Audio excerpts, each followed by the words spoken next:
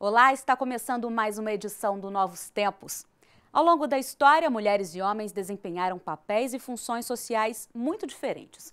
Hoje, numa sociedade ainda bastante machista e patriarcal, elas somam atividades. São mães e profissionais, muitas vezes chefes de família. São inegáveis os avanços sobre a liberdade de expressão, de ir e vir da mulher, que pode estudar, se vestir como quiser, decidir sobre o estado civil e o próprio corpo, além de votar, dirigir e circular por locais em que não poderia décadas atrás, inclusive sozinha.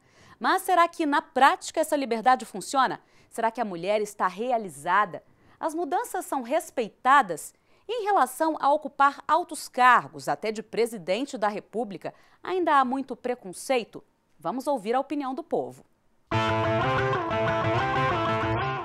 Ela deve fazer de tudo que ela se sente bem. Se ela acha melhor ficar em casa, que fique em casa. Agora, se ela acha melhor que tem que trabalhar, tem que trabalhar. Vaidosa.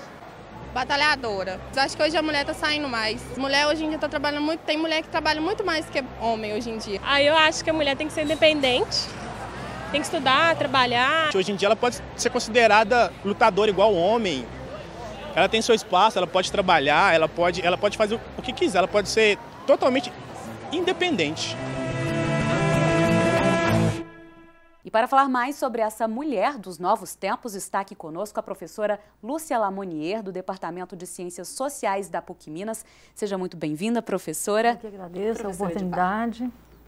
E é uma alegria recebê-la aqui no Novos Tempos, conversar sobre uma temática tão importante como essa, Lúcia.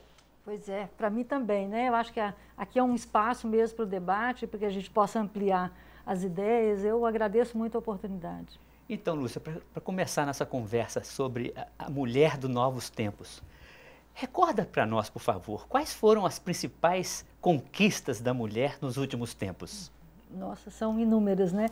Eu acho até interessante, assim, porque nunca se fala o homem dos novos tempos, né? Então, eu acho que isso, de alguma forma, marca que realmente há um tipo de, né, vamos dizer, de indivíduo que está classificado aí, né, nessa classificação binária como mulher, que a todo momento é colocado como aquele que está buscando ou que está conquistando espaços. Eu acho assim que, sem dúvida, a grande conquista da mulher, né, que não é uma conquista assim tão recente, né, já vem da década de 60, foi uma tecnologia que possibilitou a mulher escolher ser mãe em qual momento, né? Claro que isso tem uma série de elementos, mas eu acho que essa foi uma conquista fundamental, né, que tirou a mulher daquela condição, vamos dizer, de uma condição mesmo, né, daquela que é a geradora de filhos, para que ela possa escolher. Então, se a gente olha hoje a tendência, né, na média brasileira, as mulheres estenderam muito qual que é a faixa média para que elas tivessem filhos, não é? Então, hoje passa dos 26 anos a média do momento da primeira gravidez, não é? Por quê? Porque a mulher, então, ela pode escolher outras coisas, estudar o mercado de trabalho, né? A mulher, por exemplo, no Brasil, ela tem mais anos de estudo do que os homens, né? Então, acho que isso mostra um avanço que é muito significativo, né? Ô Lúcia, então, esse empoderamento da mulher, né, essa tecnologia que deu a ela esse novo ser sujeito do seu próprio corpo, né, do seu próprio tempo, fez com que a sociedade mudasse também? A gente pode falar que a mulher conseguiu mudar a sociedade mudar o olhar sobre ela? Eu acho, né, que, assim, que a mulher não está fora da sociedade, então eu acho que é uma mudança que é conjunta, acho que mudou muito, não é? Mudou inclusive na maneira de pensar né, o sujeito feminino, né? Onde é que ele está, em que lugar ele está, por exemplo, mesmo dentro do espaço, que é o espaço mais tradicional, vamos dizer que é o lar, não é?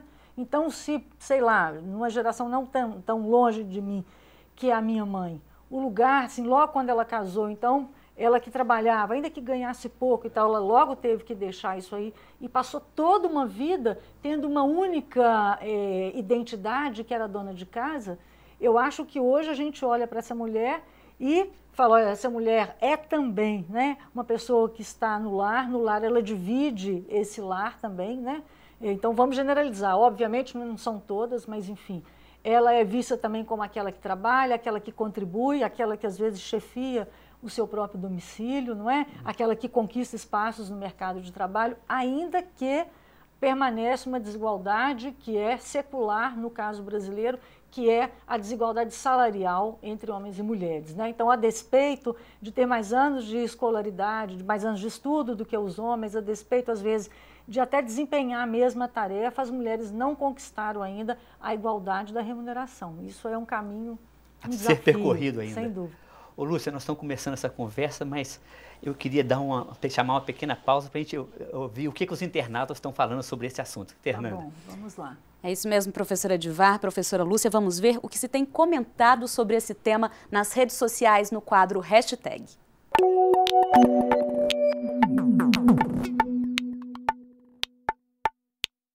Então, um primeiro comentário fala assim: a liberdade existe, mas nem sempre é aceita. Hashtag machismo e feminismo. Um segundo comentário foi um retweet do G1, né, um site de notícias, dizendo: para Lagarde, empoderamento feminino na economia ajudará a mitigar as incertezas sobre a recuperação global.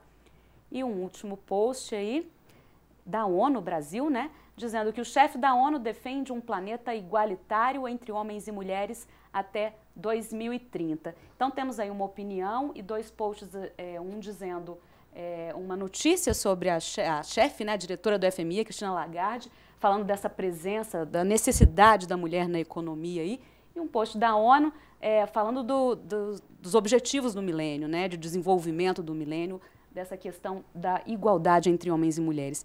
Como é que esses incentivos, essas intervenções aí de órgãos, instituições internacionais conseguem, né, incentivar, isso incentiva mesmo políticas públicas aqui no Brasil em relação a isso?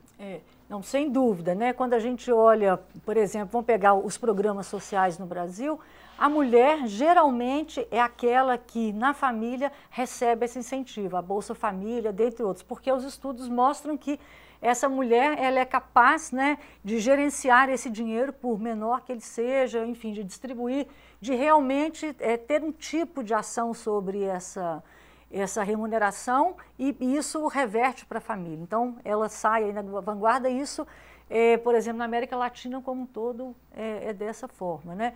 E, claro, quando a gente olha todos os grandes tratados internacionais que os países são signatários, a mulher tem esse lugar muito, muito importante, assim, nessa linha de frente.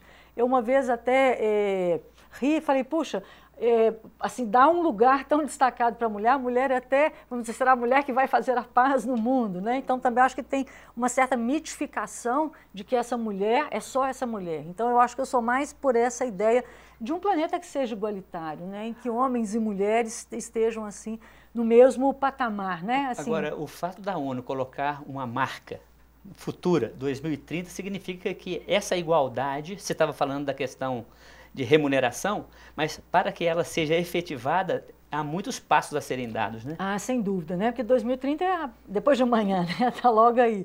Eu acho que sim, que eu acho que isso ainda são marcas, por exemplo, quando a gente fala da sociedade brasileira, né, eu acho que tem dois grandes desafios, que ainda é a questão da cor no Brasil, né, que a superação ainda está muito longe em todos esses elementos, em anos de estudo, em remuneração, né, nessas igualdades, nos direitos, enfim. E no que diz respeito à mulher, a mulher tem quase que os mesmos direitos do que os homens. Na verdade, a gente pode até dizer que tem os mesmos direitos. No entanto, a efetivação, falando. Exatamente, né, a efetivação disso é que eu acho que ainda é um caminho. Tomara que seja até 2030, não creio que seja tão rápido assim. Agora, Lúcia, quando você falou da realidade da questão da cor, mas eu pensei aqui mais abrangente, a realidade de tantas mulheres brasileiras em situação de vulnerabilidade social, vítimas de violência, do machismo, da exclusão social. E essa realidade está ligada à impunidade ou a lei brasileira ainda não garante essa cidadania plena da mulher? Não, eu acho que a lei garante. Né? Eu acho que quando a gente olha, por exemplo, o grande avanço no Brasil, mas sem dúvida nenhuma o que foi a Lei Maria da Penha, não é? Então, assim, que é realmente um tipo de legislação que protege a mulher, destinada à mulher, as redes que nós temos no Brasil como um todo, né, as redes de enfrentamento à violência contra a mulher. Então, no Brasil, a gente tem muitas políticas. Agora, a questão dessa vulnerabilidade, sobretudo a violência, é uma questão que a gente não garante só por uma dimensão legal, não é? Então, há também uma cultura, há também valores. E isso é muito complexo, né? Então, por exemplo, às vezes, mesmo mulheres em situação de violência, há ali naquela violência uma coisa muito ambígua, porque você está numa relação que tem afeto, mas é uma relação que te machuca, por exemplo. Então, também, o ciclo da violência, não é? Ele é muito complexo e ele não é uma questão só de legislação. Acho que é um trabalho mesmo de valores na cultura contra essa violência. Nós estávamos conversando no intervalo, né, do portal GLDs, que trabalha muito essas situações gerais. Mas eu gostaria de te perguntar, a mulher hoje, na sociedade brasileira, ela é consciente dos seus direitos, dos seus deveres? E, por exemplo, uma vez que eles sejam violados, ela sabe a quem recorrer, fazer valer os seus direitos? Eu acho que hoje sim. Isso eu também acho que foi uma conquista da sociedade brasileira, sobretudo a partir da Lei Maria da Penha.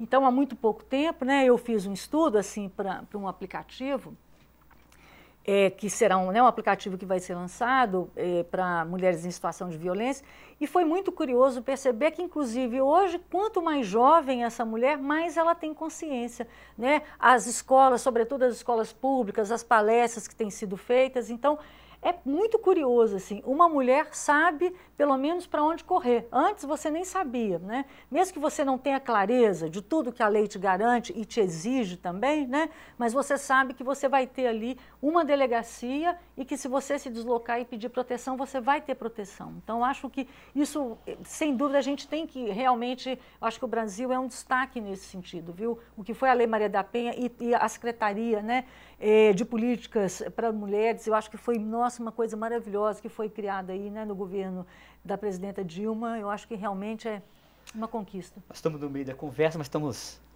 já me avisaram que está na hora do nosso intervalo. Tá. A gente vai fazer uma breve pausa e voltamos breve. Tá, Fernanda? É isso mesmo. Daqui a pouco a gente volta com a nossa entrevista com a professora Lúcia Lamounier. Não saia daí.